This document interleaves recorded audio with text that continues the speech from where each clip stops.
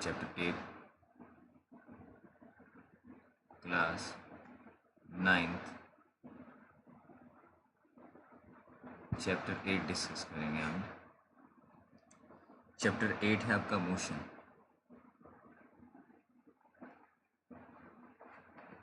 Actually क्या है, हमारे नेचुरल सिनारियो में कोई चीज़ या तो मोशन में रहती है या तो कोई चीज़ रेस्ट में रहती है। ठीक है, जानने वाली बात है, या तो मोशन में रहेगी या तो कोई चीज़ रेस्ट में रहेगी। मोशन के टाइप्स हो सकते हैं, जैसे कि आपका जो सन है, वो सन के अराउंड जितने भी प्लैनेट्स हैं ये रिवोल्यूशन कर रहे हैं, ये सर्कुलर मोशन कर रहे हैं।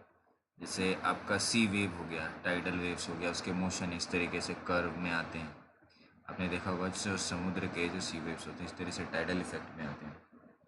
आपका जो प्लेन हो गया उसका अलग मोशन है। आपके घर पे जो प्रोपेलर फैन है, फैन जो चलता है उसका एक अलग मोशन है, वो रिवॉल्व करता है, रोटेट करता है, फैन घूमता है। ठीक है, जैसे कि एग्जाम्पल के तौर पे एक वायर है, उसके अंदर इलेक्ट्रॉन्स मूव कर रहे हैं जिसके कारण आपके घर के अंदर इलेक्ट्रिसिटी आ रही है, वो भी एक मोशन है। तो मोशन कहने के लिए हमारे सराउंडिंग में बहुत सारे मोशन में ऑब्जेक्ट हैं। हम क्लॉक हो गया आपका, क्या कहते हैं, क्लॉक भी एक एंटी क्लॉकवाइज और क्लॉकवाइज मोशन में सर्कुलर मोशन परफॉर्म करता है। और बहुत सारी चीज़ें रेस्ट में भी हैं जो कि मोशन नहीं करता। मोशन के टाइप्स होते हैं। मोशन एक होता है आपका motion in a straight line. Motion अगर स्ट्रेट लाइन में वो देखा जाए, इसको क्रॉप कर देता हूँ मैं।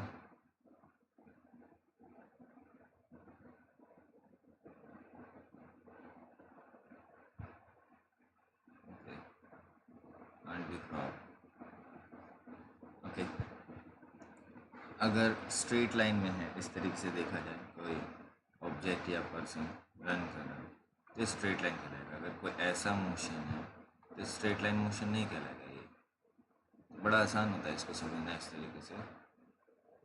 अब फंडा ये है कि मोशन है क्या, बेसिक कंसेप्ट और सारी चीज़ें जो हैं मोशन की है क्या, ऐसे समझने की कोशिश करेंगे। देखिए, अब कोई भी चीज़ एक जो होता है उसका रेफरेंस पॉइंट होता है। रेफरेंस पॉइंट बोला जाए तो इनिशियल, जैसे कि एक पॉइंट है रेफरेंस पॉइंट। जैसे कि मैं कहूँ कि आपका हाउस है ना, आपका हाउस है, आपको ऑफिस जाना है, आपको कहीं भी जाना है, तो आपका हाउस क्या होगा, रेफरेंस पॉइंट होगा। आपके हाउस से कोई स्कूल गया, आपके हाउस से आपके पापा या फादर या कोई ऑफिस गया, कोई शॉप पे गया। कहने का मतलब है एक ही रेफरेंस पॉइंट है, वापस इसी पे आते हैं, और एक ही रेफरेंस पॉइंट से जब डिफरेंट डायरेक्शन में जाते हैं तो ये आपका ये रेफरेंस पॉइंट करा देता है। अब क्या है, हर चीज़ का कोई ना कोई पोजीशन होता है। पोजीशन क्या है, ये जो शब्द है आपने बहुत बार सुना होगा।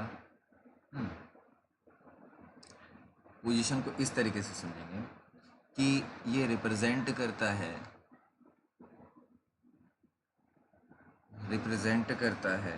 Location of an object. Represent location of an object की लोकेशन को क्या करता है, रिप्रेजेंट करता है। बड़े आसानी तरीके से समझ सकते हैं कि ये इसकी पोजीशन स्कूल हो गई, किसी पर्सन की पोजीशन ऑफिस हो गई, किसका शॉप हो गया, तो ये पोजीशन डिस्क्राइब कर रहे हैं, ये हम पोजीशन डिस्कस कर रहे हैं, है ना। अब पोजीशन जो है सबकी कहीं ना कहीं से तो है, वो आपका कहला जाएगा रेफरेंस पॉइंट।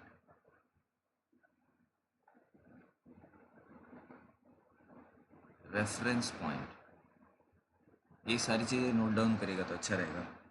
रेफरेंस पॉइंट को हम ओरिजिन भी कह सकते हैं। नॉर्मल वे में रेफरेंस पॉइंट को हम ओरिजिन भी कह सकते हैं। रेफरेंस पॉइंट क्या है, is the reference points is the location from where distance is measured. Is the location from where distance is measured. Distance is measured. ठीक है, बड़ा आसान सा बात था, इसको समझ पाना कोई बड़ी बात नहीं है। जैसे कि दो तीन चीज़ें हैं। सबसे पहला पॉइंट आपका इम्पोर्टेंट क्या है, पोजीशन। दूसरा क्या था आपका, रेफरेंस पॉइंट। एक तीसरी बात भी आ जाती है जिसे कहते हैं सेंस ऑफ डायरेक्शन। क्या कहते हैं हम, सेंस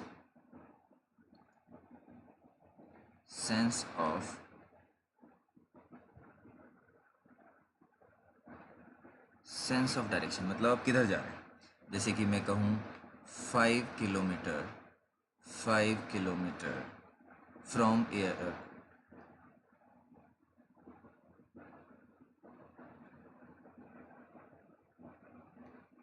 है ना, ये क्या है आपका sense of direction. Very easy to understand, आपके लिए समझना बहुत आसान है मुझे लगता है। अब अगला थोड़ा डिस्कस कर लेते हैं, जैसे कि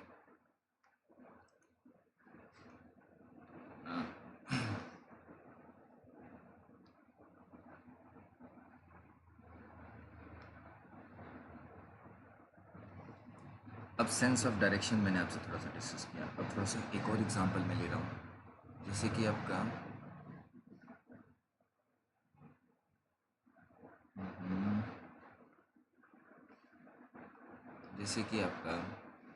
एक कोई क्रिकेट ग्राउंड है, ठीक है, यहाँ पे क्रिकेट खेलते हैं, आपने देखा होगा। ऐसे करके पिच है, ये क्रिकेट ग्राउंड है। अगर थोड़ा मैं समझाने की कोशिश करूँ, ये उसकी बाउंड्री, यहाँ पे क्रिकेट खेलते हैं क्रिकेटर्स, ये क्रिकेट ग्राउंड की तरह। अब ये जो है बीच वाला जो हिस्सा कहलाता है, इसे कहते हैं बैटिंग क्रॉस कह लो, या जो भी कह लो, या बैटिंग क्रीज कह लो। सुना होगा आपने, क्रिकेट से तो आप परिचित सभी लोग होते हैं। इसे बैटिंग क्रीज कहते हैं, पिच कह लो, क्रीज कह लो। ये जो बैटिंग क्रीज है, यहाँ पे मान लो कोई बैट्समैन बैटिंग कर रहा है, तो उसका जो पोजीशन है, तो पोजीशन किसी भी ऑब्जेक्ट को रिप्रेजेंट करता है। पोजीशन जो है, position represent location of object, location of an object. Object की लोकेशन को क्या करता है, बताता है। अब मैं कहूँ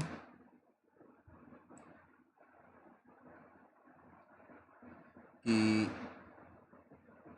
हमने मान लिया ये जो आपका बैटिंग क्रीज है ना, ये जो बैटिंग क्रीज है, इसको मान लेते हैं रेफरेंस।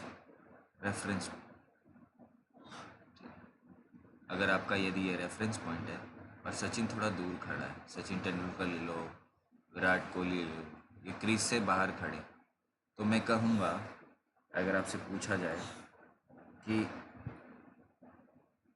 वेयर इज विराट,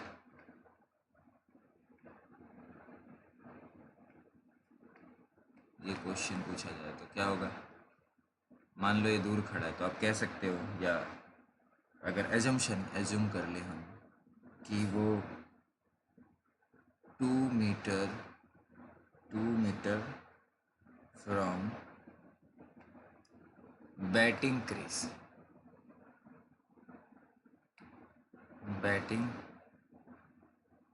है, या बैटिंग क्रीज क्या है आपका, मैं पहले बता चुका हूँ, ये क्या है, रेफरेंस पॉइंट। तो उसके लोकेशन को हम बता सकते हैं। ये तो बेसिक डाटा और बेसिक इन्फॉर्मेशन हो गई, जिसे समझना बहुत ही बेहद ही आसान है कि किस तरीके से किसी का हम लोकेशन बता सकते हैं। लोकेशन बताने के लिए सबसे पहले आपको क्या होना चाहिए, उसका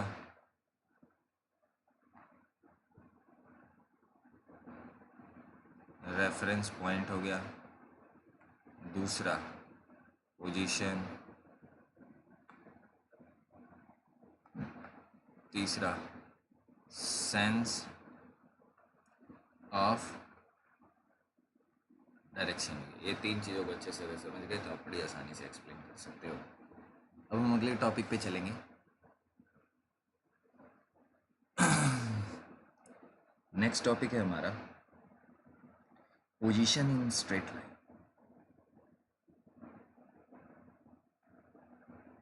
position in straight line. Straight line की पोजीशन को हम थोड़ा सा डिस्कस करते हैं। ध्यान से ज़रा समझिएगा कि थोड़ा मैं बेसिक चीज़ें आज बताऊंगा।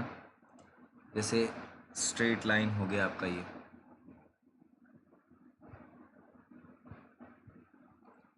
और कोई मैं मान लेता हूँ इसको ओरिजिन, कोई ऑब्जेक्ट यहाँ है, कोई पर्सन यहाँ है, इसे मान लेते हैं 1 मीटर, 2 मीटर, 3, 4, 5, इसे नेगेटिव मान,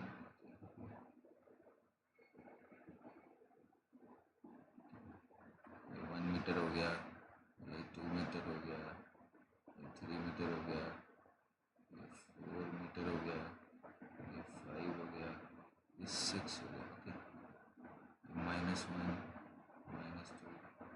-3, -4, -5, -6। इस तरीके से देखा जाए तो इधर सारा पॉजिटिव है आपका, और इधर जो क्या है नेगेटिव अप्रोच है। इस चीज़ को अगर समझ जाए तो आगे हम बड़े आसानी से कर सकते हैं। अब अगर कोई व्यक्ति यहाँ है, कोई मतलब डिफरेंट डायरेक्शन हो सकता है, कोई यहाँ हो सकता है, कोई यहाँ हो सकता है, कोई यहाँ हो सकता है, कोई कहीं भी हो सकता है। तो देखा जाए इसमें जो 4-5 लोग हैं, ये आपका पहला व्यक्ति है, इसे फर्स्ट पर्सन मान लेते हैं, ये सेकंड है, ये थर्ड है, ये फोर्थ है, ये फिफ्थ है। अगर मैं कह दूं इधर इधर बेटा नेगेटिव है, इस बात को याद रखना। ये क्या है, सारा का सारा पॉजिटिव है, ठीक है ना। बीच में जो पॉइंट है वो क्या है, ऑरिजिन है। अब ज़रा देखिए, इसको बड़े आसानी से समझ सकते हैं कि आपका जो पहला पोजीशन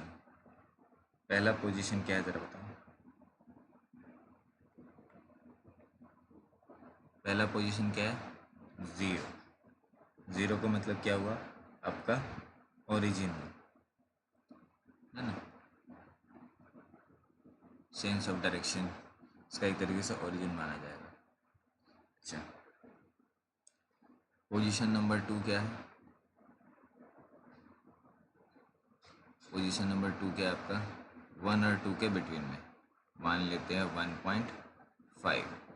ये क्या है, राइट है। तीसरा जो है, तीसरा पोजीशन क्या है आपका, तीसरा पोजीशन है आपका 4 पे। इससे क्या पता लगेगा हमें, ये राइट साइड 4, ठीक है। चौथा पोजीशन है आपका 4 पे। चौथा पोजीशन भी आपका 4 पे है, लेकिन क्या है, -4। ये क्या है आपका, लेफ्ट। तो हमें पोजीशन मिल जाता है और हमें सारी चीज़ें क्या, डायरेक्शन वगैरह मिल जाती है। तो कहने का मतलब बार बार मैं बोल रहा हूँ कि हमें क्या चाहिए, रेफरेंस पॉइंट। रेफरेंस पॉइंट क्या चाहिए, उसके बाद पोजीशन, फिर उसके बाद क्या चाहिए आपको, उसके बाद आपके सेंस ऑफ डायरेक्शन। ये 3 चीज़ें बहुत ज़रूरी हैं इस चैप्टर में समझने के लिए, जिसके कारण आपको समझ में आएगा। रेफरेंस पॉइंट आप समझ गए।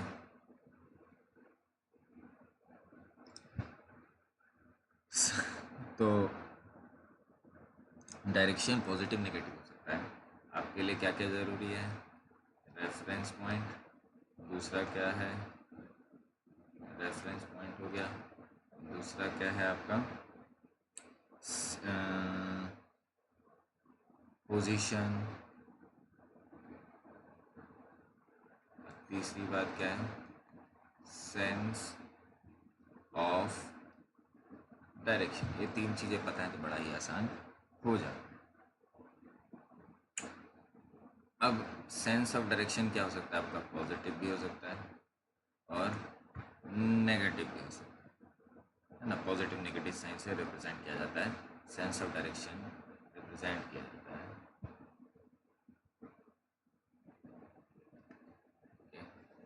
अब थोड़ा सा आगे बढ़ते हैं। जो अगला टॉपिक है हमारा वो है बहुत इम्पोर्टेंट, समझना आसान है, एक बात समझ में आ जाएगा आप लोगों को।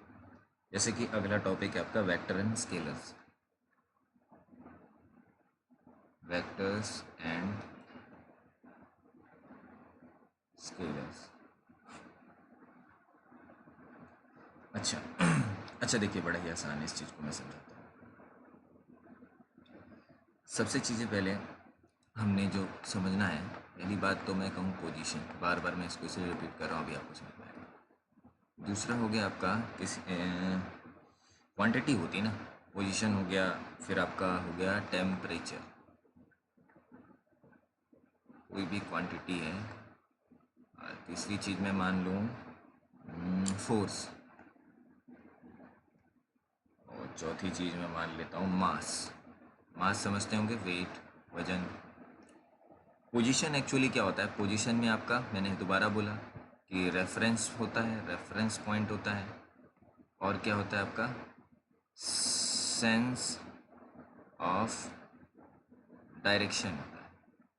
टेम्परेचर क्या होता है, ये सिर्फ या तो डिग्री सेल्सियस में होता है, या तो आपका फ़ारेनहाइट में हो सकता है, या तो आपका केल्विन, डिग्री फ़ारेनहाइट में हो सकता है, तो आपका केल्विन में हो सकता है। इसमें कोई भी sense of direction, sense of direction नहीं है, सेंस ऑफ डायरेक्शन नहीं है, फोर्स है। हाँ, आपका फोर्स में रेफरेंस पॉइंट भी है, और आपका सेंस ऑफ डायरेक्शन भी है। मास, मास आपका 2 किलोग्राम हो सकता है ना, पाउंड में हो सकता है, डिफरेंट। इसमें इसमें भी सेंस ऑफ डायरेक्शन नहीं आता, इसमें भी सेंस ऑफ डायरेक्शन नहीं आता। कहने का मतलब हमें पता लगा कि जिसमें अगर आप फोर्स कर रहे हो, जैसे आप डोर है, जैसे आपके घर में दरवाज़ा है, ठीक है, हाउस, और आप आके आप उसे धक्का मार रहे हो, ठीक है, ज़ोर से धक्का मार रहे हो गेट खोलने के लिए, तो इसका मतलब आप फोर्स लगा रहे हो, किसी न किसी डायरेक्शन में तो लगाते ही हो force, some direction, somehow आप किसी डायरेक्शन में फोर्स, ठीक है। तो गेट अगर टाइटली लगा हुआ है, अब उसमें जो लगा होता है ना, क्या कहते हैं, एक ऐसे करके लगाते हैं, रिवर्स डोर क्लोज ओपन होता है, तो वो भी अपोजिट फोर्स लगा रहा है। तो हर चीज़ का अपना अपना फोर्स है ना। आप गेट खोल रहे हो, गेट ओपन हो गया, तो आपने फोर्स लगाया, किसी न किसी डायरेक्शन में तो फोर्स लगाया होगा, तो फोर्स लग गया। अच्छा, एक और बात करा दें कि आपके घर में दीवार है, दीवार है, आप दीवार पे फोर्स लगाओगे, दीवार को धक्का मारो, इसमें सेंस ऑफ डायरेक्शन तो है, सेंस ऑफ डायरेक्शन तो है कि आप किस तरफ धक्का लगा रहे हो, लेकिन फोर्स क्या है इसमें नहीं है, इसमें फोर्स लगेगा ही नहीं, ठीक है।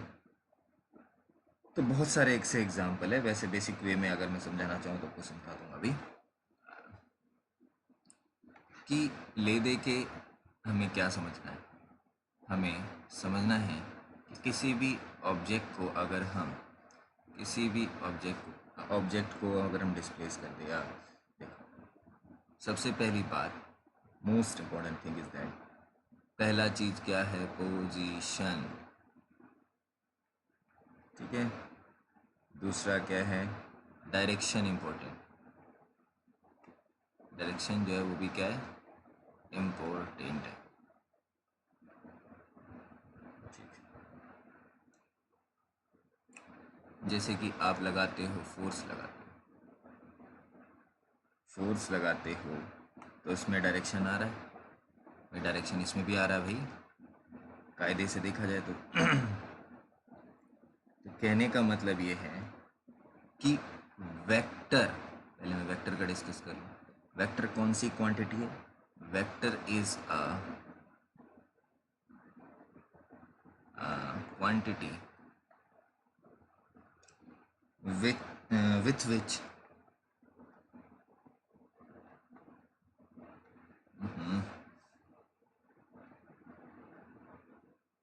with which direction is associated.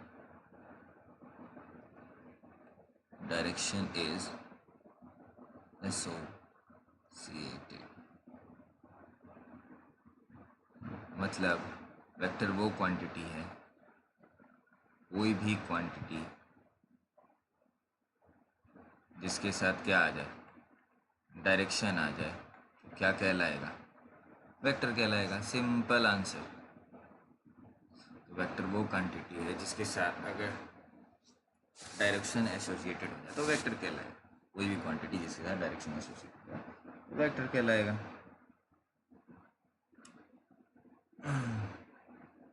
अब आता है, अगर मैं स्केलर की बात करूँ, आपने सुना भी होगा स्केलर कौन सी क्वांटिटी है। स्केलर भी एक ऐसी quantity is a quantity with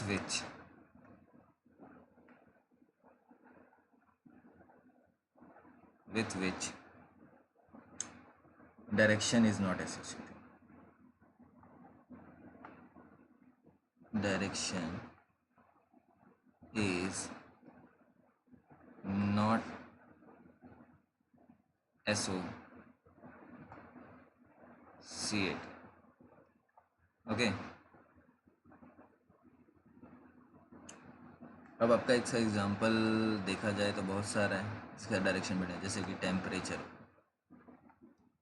ठीक है ना। टेम्परेचर डाउन हो सकता है, अप हो सकता है, इसके लिए डायरेक्शन एसोसिएटेड। जैसे वेट हो गया किसी चीज़ का, वैसे तो वेट फोर्स में भी आता है।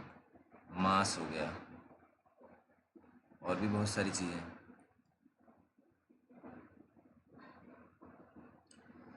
अब इसको बेहतरीन तरीके से अगर यदि समझा जाए, मास में जैसे कि 40 kg का कोई कट्टा हो गया, ऐसे समझ लो आप, कोई कट्टा हो गया जिसके अंदर सामान रखा हो, तो इसके अंदर तो कोई डायरेक्शन है नहीं, ठीक है। तो स्केलर कौन सी क्वांटिटी है जिसके साथ क्या हो, क्वांटिटी तो है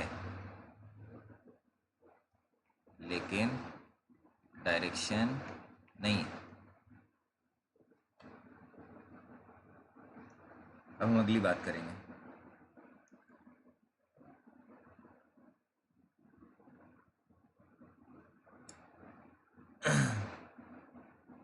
जैसे मैंने कहा कि कोई नंबर लाइन पे कोई ऑब्जेक्ट है, कोई इधर मूव कर रहा है, या कोई पर्सन कोई इधर मूव कर रहा है, सबकी बात अलग अलग है। ये नेगेटिव साइड है, ये पॉजिटिव साइड। पोजीशन क्या हो सकता है आपका, मान लेते हैं 2 मीटर इधर है और ये 2 मीटर इधर। पहले वाले केस में पोजीशन क्या होगा आपका, पोजीशन क्या होगा आपका 2 मीटर क्या हो जाएगा पॉजिटिव में। दूसरे में पोजीशन क्या होगा आपका, पोजीशन क्या होगा -2 मीटर हो सकता है ना, -2 मीटर हो सकता है। इसको दूसरे तरीके से पॉजिटिव वाले को क्या कह सकते हैं, 2 मीटर राइट कह सकते हैं, नेगेटिव पॉजिटिव वाले को। अच्छा, इसको क्या कह सकते हैं, 2 मीटर नेगेटिव है तो लेफ़्ट कह सकते हैं। ये बड़ा इजी है समझना, उतना डिफिकल्ट नहीं है। एक और एग्जांपल हमने लिया था, जैसे कि कोई डोर को, दरवाजे को धक्का मारा, आपने धक्का मारा तो कुछ ना कुछ फोर्स लगा। अच्छा, फोर्स लगा तो मान लीजिए 10 यूनिट का फोर्स लगाया आपने। अभी मैं उसकी यूनिट नहीं बता रहा फोर्स का, 10 यूनिट का आपने फोर्स लगा। तो फोर्स आप राइट भी लगा सकते हो, फोर्स या तो आप लेफ़्ट भी लगा सकते हो, ठीक है ना। तो मैग्नीट्यूड प्लस डायरेक्शन, लेकिन मास जो है, हाँ, मास जो है, मास जो है अगर 40 किलोग्राम का अगर आपका कट्टा है तो इसमें इसकी खाली मैग्नीट्यूड है, क्वांटिटी को मैग्नीट्यूड से भी कहते हैं। मैग्नीट्यूड तो है बट लेकिन कोई भी डायरेक्शन इसमें नहीं है। इसी तरीके से यदि हम अगली बात करें तो एक और तरीके से यदि समझा जाए तो वेक्टर क्या है? वेक्टर का मतलब है ऐसी क्वांटिटी जिसमें मैग्नीट्यूड हो प्लस डायरेक्शन, ठीक है। स्केलर क्या है? ऐसी क्वांटिटी जिसके साथ मैग्नीट्यूड तो हो लेकिन डायरेक्शन किसी भी तरह का ना हो। तो बड़ी आसानी से समझ सकते हैं, प्रैक्टिकल बहुत सारे इसमें। अच्छा, एक और बात मैं बताना चाहूँगा, इसको बेटा नोट करते रहिएगा तो आपको बहुत बेनिफिट है, क्योंकि कॉपी में इस तरीके से आपके नोट्स बनते रहेंगे जिससे आपको कल को काम आता है।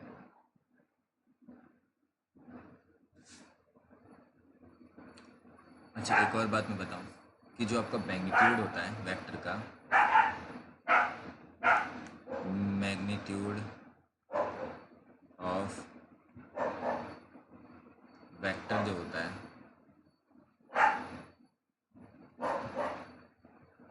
Represent only numerical value, numerical value. बात को समझिएगा कि जो वेक्टर क्वांटिटी की जो वैल्यू होती है सिर्फ एक न्यूमेरिकल वैल्यू में रिप्रेजेंट होती है।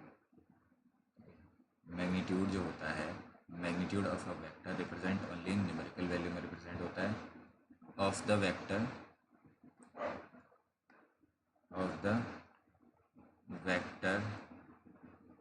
विदाउट इट्स डायरेक्शन,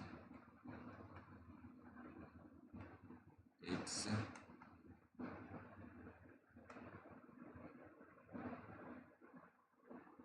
है ना। तो इसको न्यूमेरिकल वैल्यू में मैग्नीट्यूड जो है किसी भी वेक्टर का जो होता है न्यूमेरिकल वैल्यू में रिप्रेजेंट होता है, उसका डायरेक्शन नहीं लिखा होता। हाँ, जैसे कि मैंने आपको अभी बोला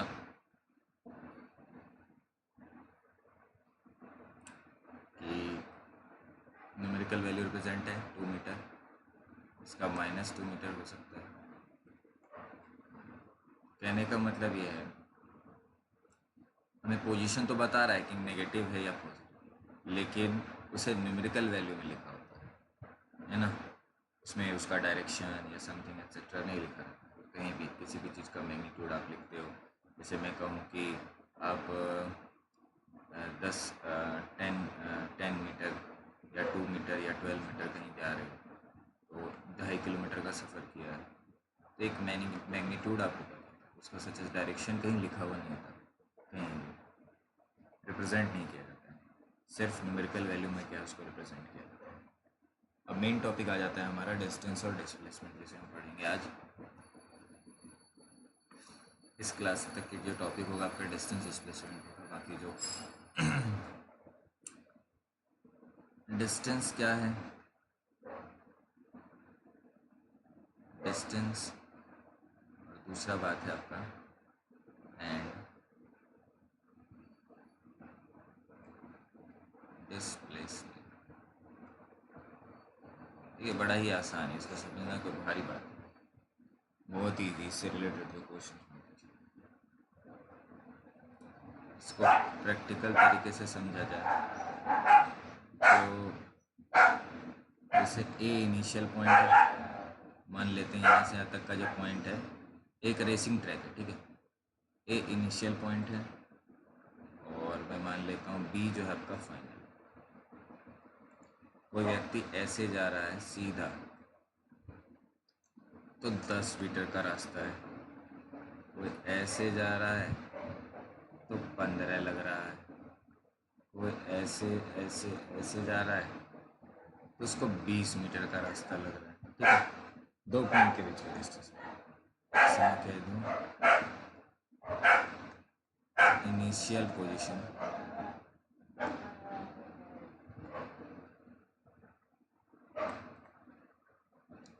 इसे मैं कह दूँ फाइनल पोजीशन। ठीक है, तो इसमें जो डिस्टेंस है आपका 15 मीटर है और 20 मीटर। ये दोनों क्या है, डिस्टेंस है। 15 मीटर हो गया, 20 मीटर हो गया, ये दोनों क्या है, डिस्टेंस है। आप बोलेंगे क्यों भाई? डिस्टेंस जो होता है एक्चुअल पाथ ट्रेवल होता है। डिस्टेंस जो होता है एक्चुअल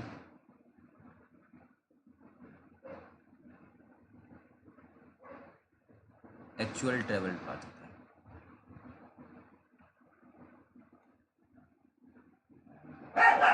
या तो आप इसे इस तरीके से भी समझ सकते हो,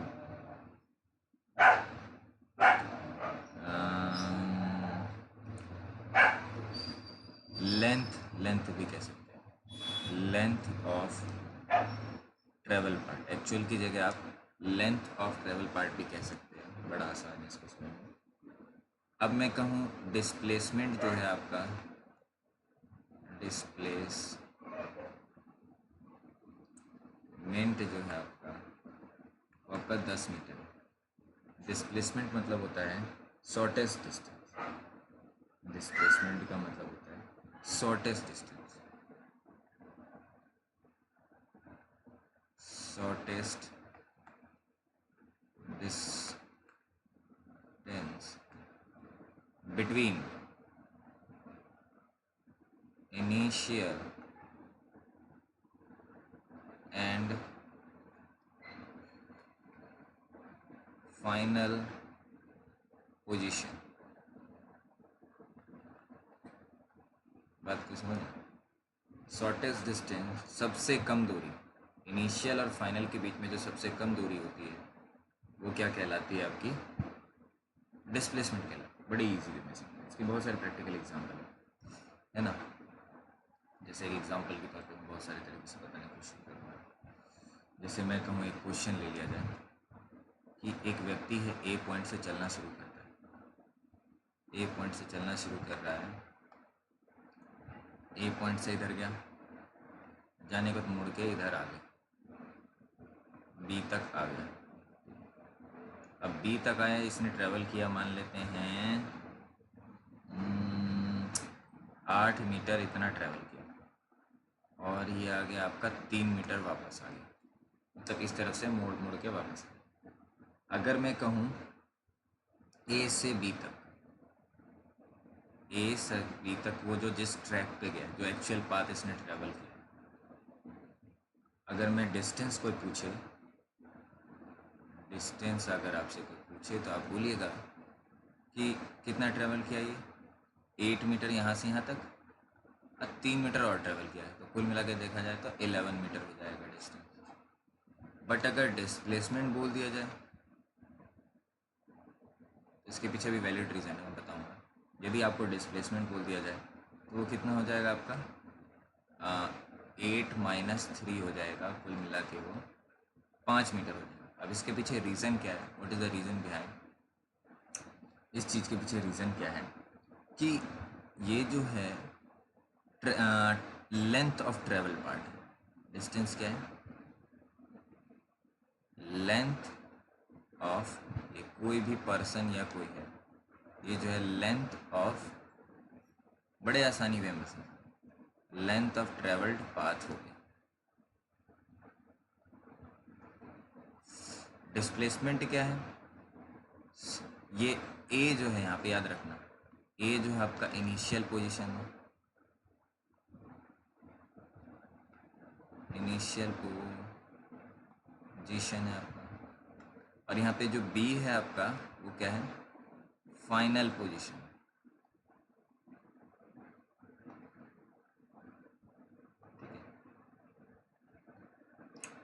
तो डिस्प्लेसमेंट क्या है, शॉर्टेस्ट पाथ या डिस्टेंस कह लो बिटवीन क्या, initial position to final position, FP IP जो लिख रहा हूँ उसका मतलब इनिशियल और फाइनल पोजीशन। ये बड़ा आसान ही है आपको समझना, मेरे ख्याल में। अगर आपको समझ में आया होगा तो कमेंट ज़रूर करना कि हाँ भाई बेहतर तरीके से समझ में आ रहा है, नहीं आ रहा तो बताना कि क्या करेक्शन करना चाहिए, सुझाव ज़रूर देना। अच्छा, एक और उदाहरण लिया जाए, जैसे कि मैं कहूँ कोई व्यक्ति है, अ पर्सन ट्रैवल करता है, फिर यहीं से रिटर्न होके अपनी जगह पे वापस आ जाता है। ए से शुरू करता है, बी पे आता है।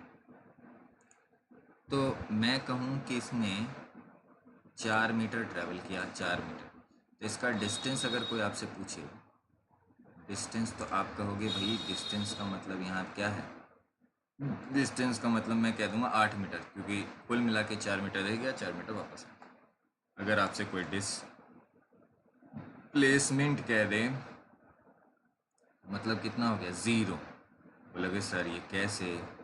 क्योंकि बेटा ये तो आपको देख के पता लग रहा है कि, है ना, लेंथ ऑफ ट्रेवल पाथ है, ये तो लेंथ ऑफ ट्रेवल्ड पाथ है। और डिस्प्लेसमेंट जो है, इनिशियल पोजीशन किसके बराबर आ गया?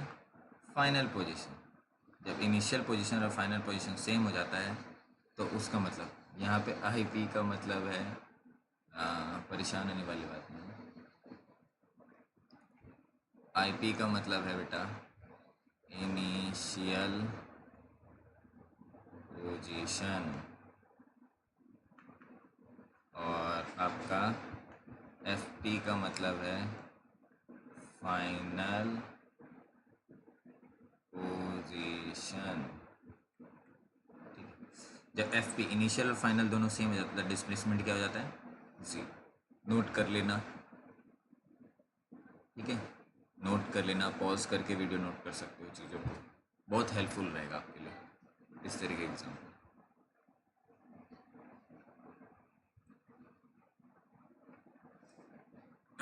नेक्स्ट है, ठीक है, आपको थोड़ा सा समझ में आया होगा। अच्छा, मैं कुछ पॉइंट्स जैसे बता दूँ आपको, जैसे हमने क्या पढ़ा, डिस्टेंस का मतलब क्या है, रिकैप करके। डिस्टेंस का मतलब है is length of the path,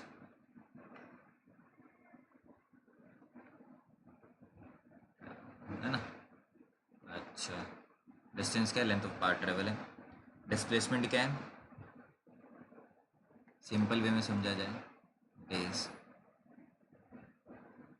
displacement क्या है? डिस्प्लेसमेंट है आपका is the length of a straight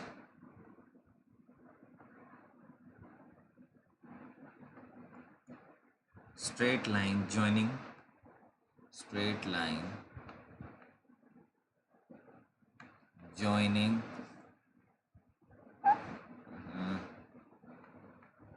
joining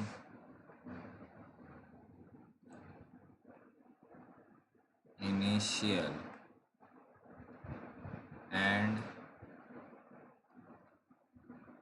final position। Okay, ये दूसरा पॉइंट हो गया। तीसरा point,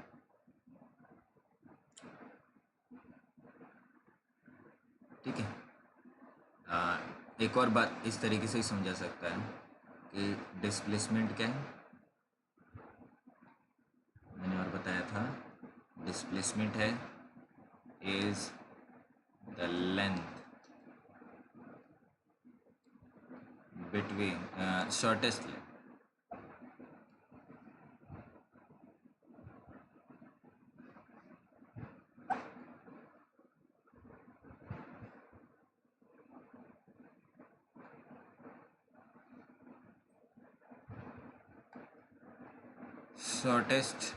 length between initial and final position. Okay, मतलब शॉर्टेस्ट लेंथ इनिशियल और फाइनल पोजीशन, ठीक है, सबसे कम दूरी।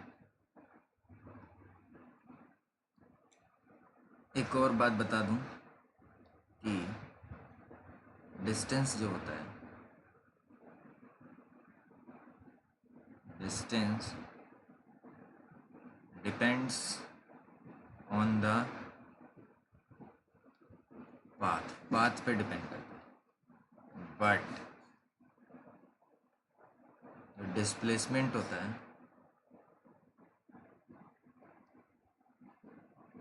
वो पाथ पे डिपेंड नहीं करता, डज नॉट।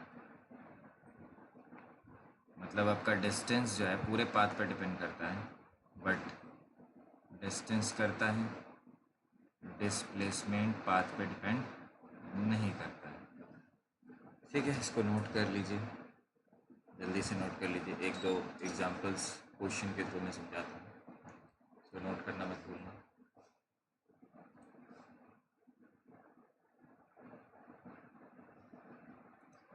कुछ ज्योमेट्रिकल एग्जांपल लेते हैं जिसके थ्रू आपको शायद समझ में आ जाए। जैसे कि एक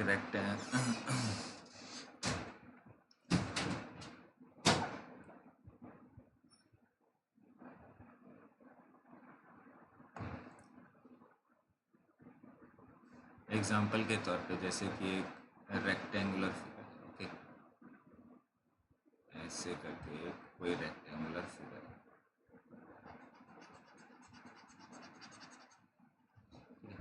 रेक्टेंगुलर फिगर है, इधर से ये एक तरीके से क्लॉकवाइज इस तरीके से, इधर से जो डिस्टेंस ट्रेवल है वो 5 मीटर का है, इधर से जो डिस्टेंस ट्रेवल है ये 6 मीटर का मान लिया जाए, और रेक्टेंगुलर है तो ये भी 5 मीटर का हो जाएगा, फिर ये नीचे ये भी कितना हो जाएगा, 6 मीटर का हो जाएगा, ठीक है, इस तरीके से होता है। तो अगर मैं कहूँ कि कोई ऑब्जेक्ट जो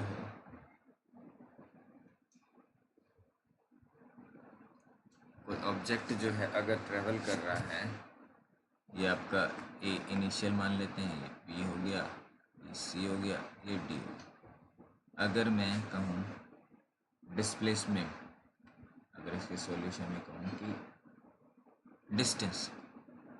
डिस्टेंस कितना है इनिशियल और फाइनल पोजीशन के बीच में, कितना डिस्टेंस ट्रेवल किया, 6 मीटर, 5 मीटर, और कुल मिला के इसका पेरीमीटर हो जाएगा, आप पेरीमीटर कह सकते हैं 2 इंटू एल प्लस बी, यानी 6 प्लस 5 हो जाएगा, कुल मिला के कितना आ गया, 22 मीटर मान लीजिए। ओके, बड़ा आसान समझना, 22 मीटर। अगर मैं कहूँ डिस्प्लेसमेंट क्या होगा भाई जहाँ से शुरू किया था वहीं वापस आ गया, तो इसका डिस्प्लेसमेंट क्या हो जाएगा, 0, क्योंकि ये यहाँ से इसका इनिशियल पॉइंट, फाइनल पॉइंट, जहाँ से शॉर्टेस्ट लेंथ माना जाता है ना, IP यानी इनिशियल पॉइंट, FP यानी फाइनल पॉइंट, जहाँ से शुरू हुआ वहीं पे आ जाता है, मतलब दोनों बराबर हो जाते हैं, तो क्या हो जाता है,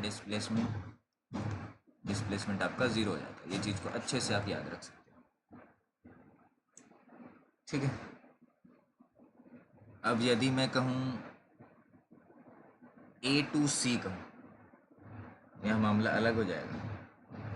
कोई बच्चा अगर ध्यान से सोचे कि मैं कह दूँ बेटा, इस तरीके से ज्योमेट्रिकल फिगर वाले क्वेश्चंस आते हैं एग्जाम्पल्स में, कि मैं कह दूँ कि बताइए डिस्टेंस, स्ट्रेट नहीं बन पाया बट ये स्ट्रेट होना चाहिए, ठीक है, ये A to C कह दूँ, तो कितना होगा, A to C,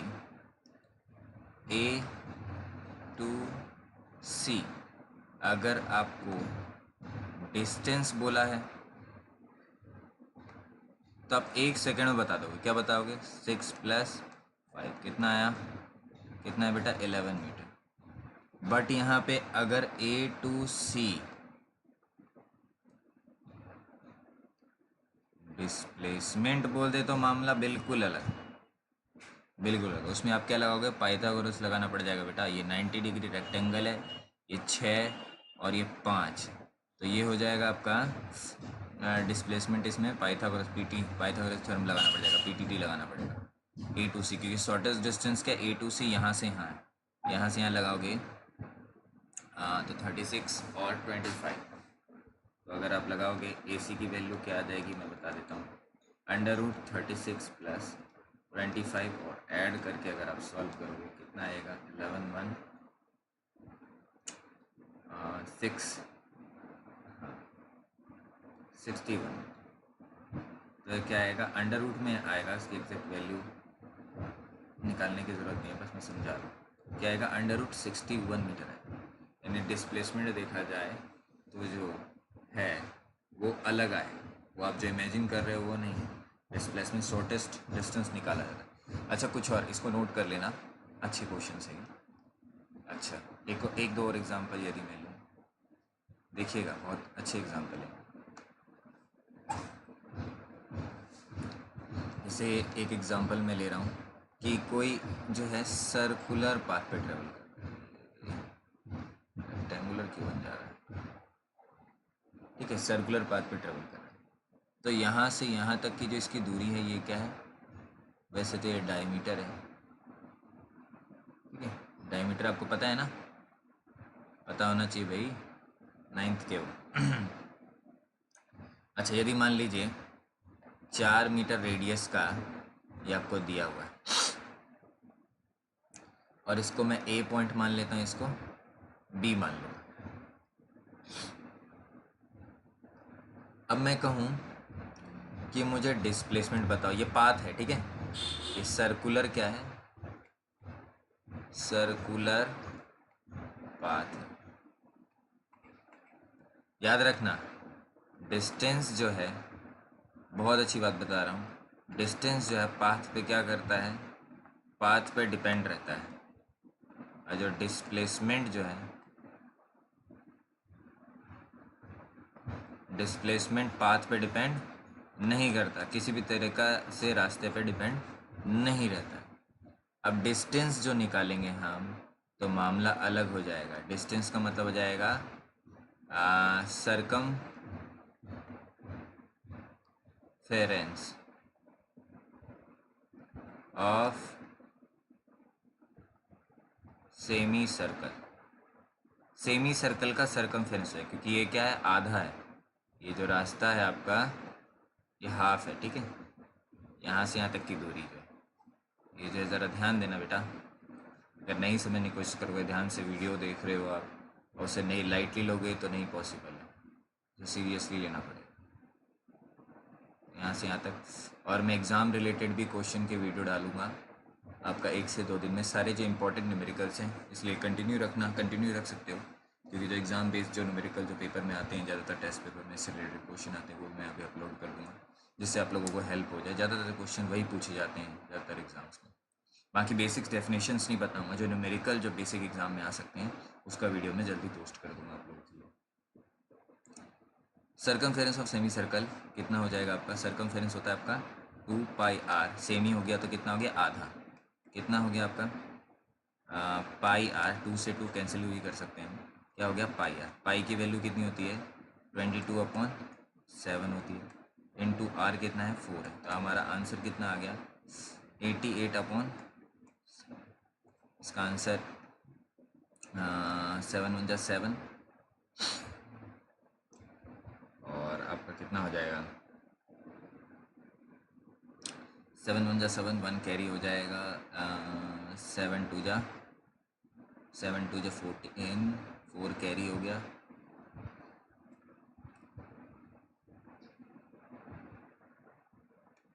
12.5 को समथिंग आ जाएगा, ठीक है, इतना मीटर आ गया आपका ये। और अब आपसे कोई पूछ ले कि भैया डिस्प्लेसमेंट क्या है, मेन मुद्दा तो यही समझना है। डिस्प्लेसमेंट यदि कोई आपसे पूछ ले तो जस्ट उसका आंसर पता है क्या, सिंपल आंसर उसका डायमीटर। डायमीटर का मतलब हो गया, डायमीटर का मतलब क्या हो गया, ट्वाइस ऑफ रेडियस। डायमीटर जो होता है, यहाँ आर यहाँ आर दोनों जुड़ के क्या हो जाता है बेटा, 2r होता है डायमीटर। तो कितना आ गया, ट्वाइस ऑफ रेडियस का मतलब क्या हो गया, 2 इंटू 4। हमारा आंसर कितना आया ज़रा बताइए। हमारा आंसर आया 8। तो बड़ा ही आसान है, इतना समझना, ठीक है। अच्छा, एक और ऐसा एग्जाम्पल, इसे नोट कर लेना, अच्छा क्वेश्चन है। एक और अगर एग्जाम्पल लिया जाए, देखो एक और सर्कुलर एग्जाम्पल लेते हैं, बहुत बेहतर लगेगा। मान लेते हैं सर्कुलर पाथ है, ए इसका जो है ये आईपी है। आईपी का मतलब समझते हो ना बेटा, आईपी का मतलब होता है इनिशियल पोजीशन। अब ये 1 राउंड लगा रहा है, कोई व्यक्ति जो है यहाँ खड़ा है पार्क में, ट्रैक पे दौड़ रहा है, जो कि रेसिंग ट्रैक जो है आपका क्या है, सर्कुलर है, एक चक्कर लगा रहा है।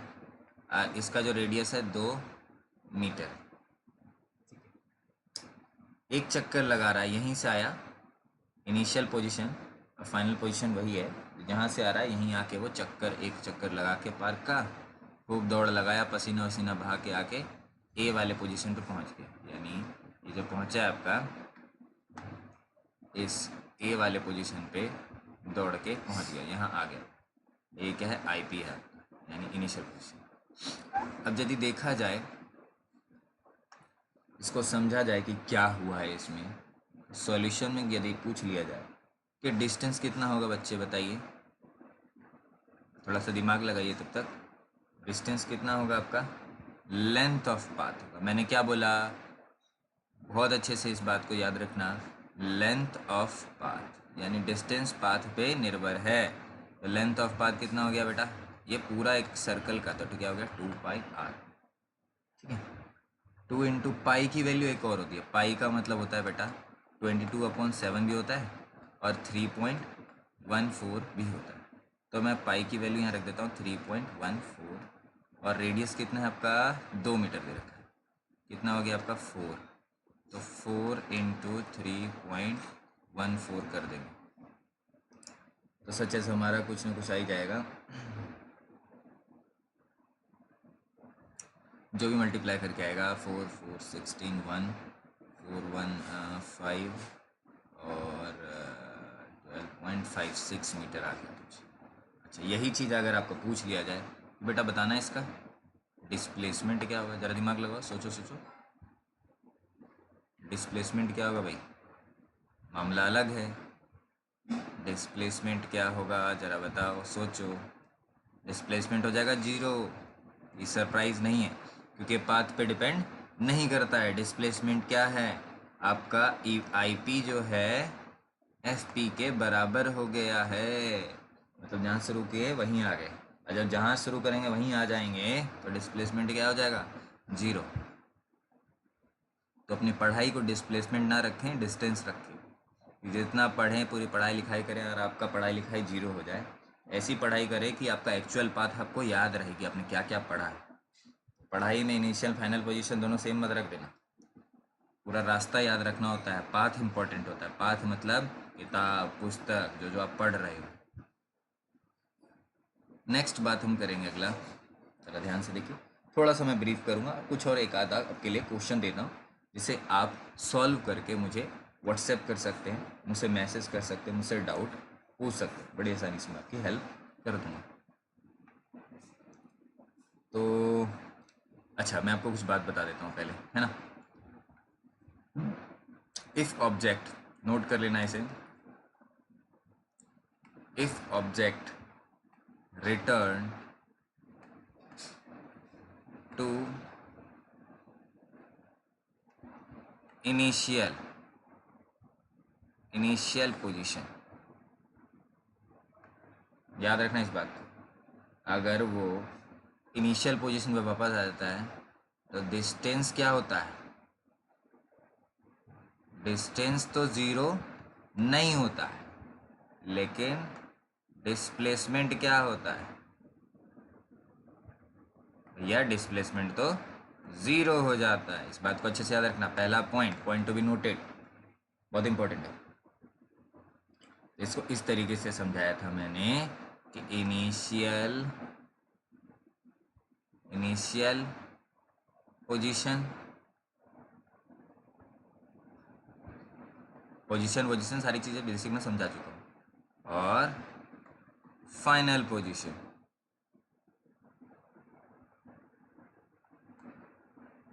अगर सेम हो जाए तो उसका रिजल्ट क्या है? डिस्प्लेसमेंट क्या हो जाएगा? जीरो। वेरी इजी है ना। जैसे कि मैं आपको एक दो और एग्जांपल दे दूं, प्यारा सा, ध्यान से देखना भाई, बहुत इजी है, बस समझना है। ऐसे ऐसे ऐसे ऐसे करके मान लेते हैं पाथ है आपका, ये आपका ए। अब आपका जो है, अब ये जो है रेफरेंस पोजीशन जो आप कह लो, ए से शुरू हुए ऐसे ऐसे ऐसे आप कैसे भी ट्रेवल किए, घुचड़ पुचड़ पाथ, इसका कभी डिस्टेंस क्या होगा? डिस्टेंस कभी अगर यहीं शुरू कर रहे हो तो डिस्टेंस कभी जीरो नहीं हो सकता। लेकिन किसी भी कोई भी पाथ हो, स्ट्रेट नॉन स्ट्रेट पाथ हो चाहे सर्कुलर पाथ हो, है ना, तो भी इसका डिस्प्लेसमेंट क्या हो जाएगा? डिस्प्लेसमेंट जहाँ से रुकी अगर वहीं ख़त्म करोगे, तो रेफरेंस पॉइंट इनिशियल पोजीशन है ये, यहीं से शुरू किया यहीं पे ख़त्म कर दिया, आके यहाँ से चलना शुरू किए, यहाँ आए, कैसा भी पाथ है आड़ा टेढ़ा, आके यहीं ख़त्म हो गया, तो डिस्प्लेसमेंट क्या हो गया? जीरो। एक और मैं बहुत बेहतरीन एग्जांपल लूँगा जिससे आपको बहुत मज़ेदार तरीके से समझ में आएगा, ज़रा समझना। मान लेते हैं एक सर्कुलर पाथ और इसका रेडियस कितना लें बोलो बोलो। चलो इसका भी 2 ही ले लेते हैं, है ना, थोड़ा सही रहेगा। और 2 मीटर रेडियस मान लेते हैं ये आपका ए जो रेफरेंस पॉइंट है या इनिशियल पोजीशन है, आईपी जो, यहाँ से आप शुरू किए चलो, अब कुल मिला के आप 5 राउंड लगाए हो, कितना? 5 राउंड लगाए, 5 राउंड लगाए हो चाहे 10 राउंड लगा लो, ठीक है, एक बात मैं बोलूँ तो आपका डिस्टेंस कितना होगा? अच्छा, एक राउंड का मतलब कितना होता है, इस बात को अच्छे से समझना। एक राउंड का मतलब होता है 2 पाई आर। मतलब एक राउंड का मतलब होता है, अगर आप यहाँ से पूरा आके चल रहे हो, क्या होता है? 2 पाई आर, एक राउंड का मतलब, 1 आर का मतलब। तो 5 राउंड का मतलब कितना हो जाएगा? 5 आर का मतलब हो जाएगा 5 इंटू 2 पाई आर हो जाएगा, बेसिक सा कंसेप्ट है। तो 5 इंटू 2 पाई आर का मतलब कितना हो गया? 10 इंटू पाई की वैल्यू कितनी है? 3.14। रेडियस कितना है बेटा? यहाँ पे 2 है, कितना हो जाएगा? 314 इंटू 2। इसका आंसर आपका कितना आ जाएगा ज़रा बताओ? 826, 628 मीटर होगा। अच्छा, अब मज़ेदार बात बताओ, डिस्प्लेसमेंट।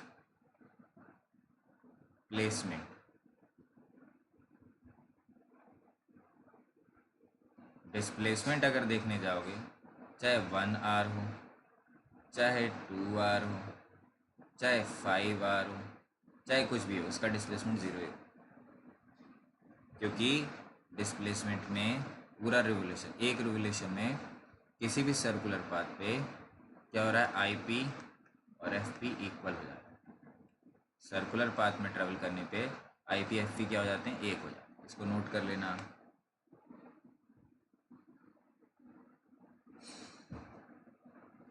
अब कुछ मैं आपको दे रहा हूँ क्वेश्चन, उसको आप सॉल्व करके, एक दो दे रहा हूँ बस, ज़्यादा नहीं। एसचंद जैसी किताबों का प्रयोग कर सकते हो, मैं भी एसचंद को फॉलो करता हूँ बेटा। मान लेते हैं ये 10 मीटर, ये 10 मीटर हो गया। चलिए एक स्क्वायर मान लेते हैं, ये भी 10 मीटर हो गया, और ये ए है और यहाँ बी मान।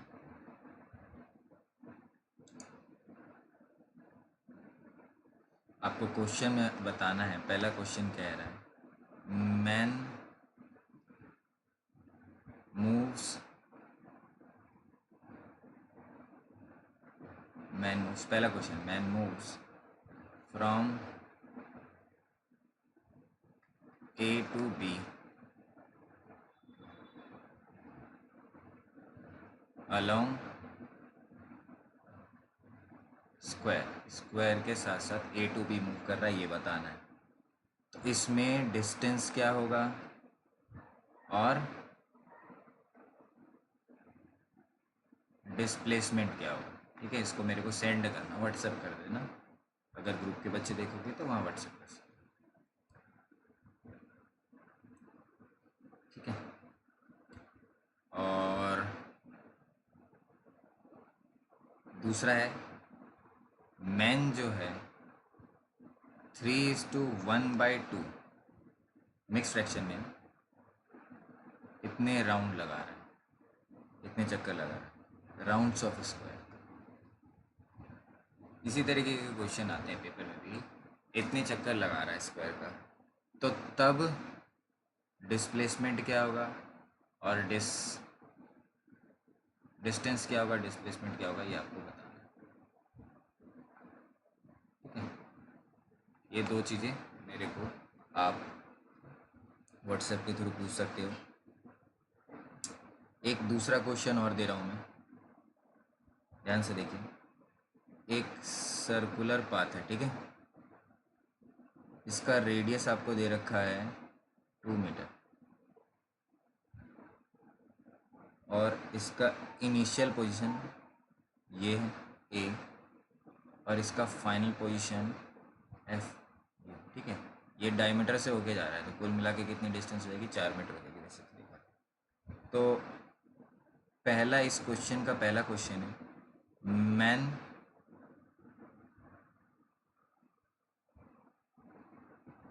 कंप्लीट्स, इसमें भी 3:1/2 दे रहा हूँ, कंप्लीट चीज़ में 3:1/2 राउंड्स, इतने चक्कर लगाते हैं।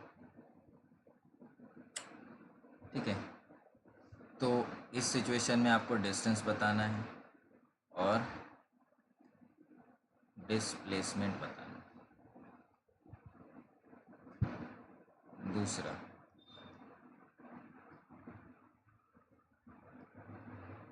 मैन जो है एक और question, man completes 1 round in 40 second लगाता है। फाइंड, क्वेश्चन को समझना, फाइंड डिस्टेंस और डिस्प्लेसमेंट। ठीक है, डिस्टेंस डिस्प्लेसमेंट बताना है इन 2 मिनट 20 सेकेंड में। ठीक है, तो ये दो चीज़ें मेरे साथ जल्दी से शेयर करो। आप व्हाट्सएप के थ्रू, यूट्यूब कमेंट बॉक्स में आप कर सकते हो। ठीक है, मैं आपको एग्ज़ाम रिलेटेड